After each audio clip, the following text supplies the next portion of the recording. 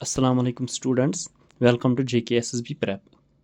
आज हम एक इम्पॉर्टेंट करंट अफेयर्स के बारे में बात करेंगे क्योंकि वो हमारी इंटरनेशनल ऑर्गेनाइजेशंस में इम्पॉर्टेंस रखता है।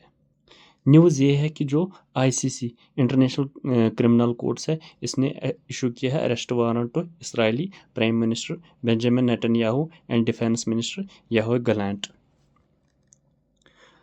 तो इस पर क्या असर पड़ेगा प्राइम मिनिस्टर और डिफेंस मिनिस्टर ऑफ इसराइल को।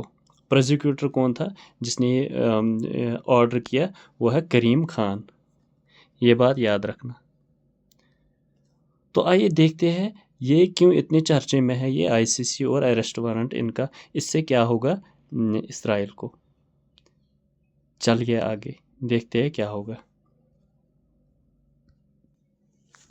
हाँ, ICC मतलब इंटरनेशनल क्रिमिनल कोर्ट। तो एस्टेब्लिश कब हुआ और क्यों हुआ ये पढ़ेंगे हम। रोम स्टैचूट, एक ट्रीटी हुई थी रोम, जो इटली की कैपिटल है रोम, वहीं पे एक ट्रीटी हुई थी और वहाँ कुछ इन्होंने फैसला किया, हम बनाएंगे ICC इंटरनेशनल क्रिमिनल कोर्ट।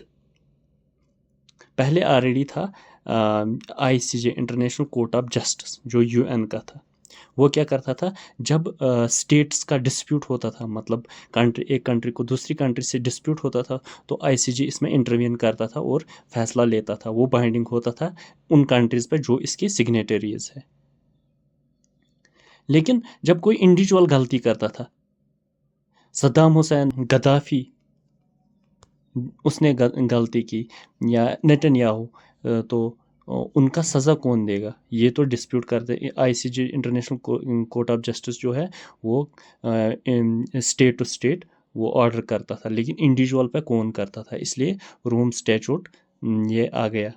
रोम स्टैचूट में क्या हुआ कि एक ट्रीटी हुई जिसमें सिग्नेटरी थे 125 कंट्रीज़। ये बाद में सारी कंट्रीज़ मिलके अब बन गए 125 मेंबर्स इसके। अडॉप्ट कब हुआ? 17 जुलाई 1998 में। और एनफोर्स कब हुआ? एनफोर्स हुआ 1 जुलाई 2002 में। ये बात याद रखना। और हेडक्वार्टर कहाँ है इसका? हेग, नीदरलैंड्स में। ये बात भी याद रखना। अब देखना है क्या है इनका फंक्शन, वर्क क्या है। इनकी वर्क ये है, ये इंटर गवर्नमेंटल ऑर्गेनाइजेशन है बिटवीन द गवर्नमेंट्स ऑफ, और इंटरनेशनल ट्रिब्यूनल भी है। सपोज़ कोई आदमी है, इसने वार क्राइम्स किए, हम आराम से जा सकते हैं कहाँ पे, इसी इंटरनेशनल कोर्ट ऑफ जस्टिस में, इसी इंटरनेशनल क्रिमिनल कोर्ट में। फिर हम वो जो फैसला सुनाएंगे वो सब 125 कंट्रीज़ पे बाइंडिंग होगा। This is the first and only permanent court of to prosecute individuals. ये बात याद रखना, first and only permanent court to prosecute individuals for international crimes on the genocide. मतलब जिनोसाइड या वार क्राइम्स कोई करेगा या कुछ और करेगा, तो या टेररिज्म फैलाएगा, तो इसी वजह से this is the only first and only permanent court जो एक इंडिविजुअल पे कोई अरेस्ट वारंट करता है या कोई सज़ा देता है। तो इसके सिग्नेटरी मेंबर्स मैंने बताए 125, और उसमें से कुछ कंट्रीज़ निकल गई। मिसाल के तौर पर 4 कंट्रीज़ उसमें उन्होंने लेफ्ट किया, अब उससे कम ही बच गई। तो पिछली बार उन्होंने व्लादिमीर पुतिन, जो PM, जो प्रेसिडेंट है रशिया का, 2023 में इसको अरेस्ट वारंट किया। तो मतलब इसके जजेस कितने हैं? टोटल 18। और प्रेसिडेंट कौन है इसका? Tomoko Oaken. ये क्या है? जापान की औरत है। तो ये जज भी होती है, और इन सब जजों, यही सारे 18 जजेस इसको अपॉइंट करते हैं एज प्रेसिडेंट। इनकी टर्म कब होती है? 9 ईयर्स। बाइंडिंग होती है, ये जो भी ऑर्डर आता है वो सारी कंट्रीज़, मेंबर कंट्रीज़ पे बाइंडिंग होगा। अब क्या होगा? मिसाल के तौर पर जो PM बेंजामिन नेतन्याहू है इसराइल का, अब 125 मेंबर्स कंट्रीज़ है।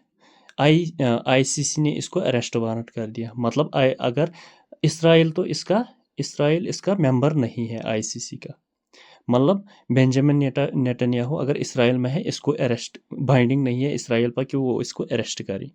लेकिन अगर इसराइल इस कंट्री से किसी मेंबर कंट्री में जाए, जो आईसीसी का जो आईसीसी का मेंबर है, उससे क्या होगा, वो कंट्री इसको तुरंत अरेस्ट करे। सपोज यूके यूनाइटेड किंगडम है फ्रेंड इसराइल का, इसराइल मेंबर नहीं है आईसीसी का, लेकिन जब पीएम नेतन्याहू यहाँ जाएगा यूके को ये बाइंडिंग है कि अगर ये आदमी वहाँ आए इसको वहाँ अरेस्ट करो, और जो आईसीसी सुनाएगा फैसला वही इस पर होगा। इसलिए अब ये खतरा है, जितनी भी सपोज फ्रेंडली कंट्रीज है इसराइल की, अब वो डिफेंस मिनिस्टर और ये वहाँ नहीं जा सकते। क्यों नहीं जा सकते? क्योंकि उनका वहाँ अरेस्ट हो जाएगा। सपोज में जर्मनी आती है जो इसका फ्रेंड है, यूके आता है, और बहुत सारी कंट्रीज़ है जो उसमें आती है जहाँ अब ये अपना कदम नहीं रख सकता, क्योंकि अब ये बाइंडिंग होगा इन कंट्रीज़ पे, वो इसको अरेस्ट करें। तो ये थी, इसलिए ये कहानी थी, ये सबसे इम्पोर्टेंट आज कहानी थी। ये था सब कुछ आईसीसी के बारे में। होप ये सेशन आपको अच्छा लगा होगा, और आप मेरा चैनल सब्सक्राइब कीजिए ताकि आपको नेक्स्ट ऐसे ही मज़ेदार सेशंस आएंगे, और ये करंट अफेयर्स का सारा एक एक चीज़ आपको कंप्लीट होता जाएगा। Thank you.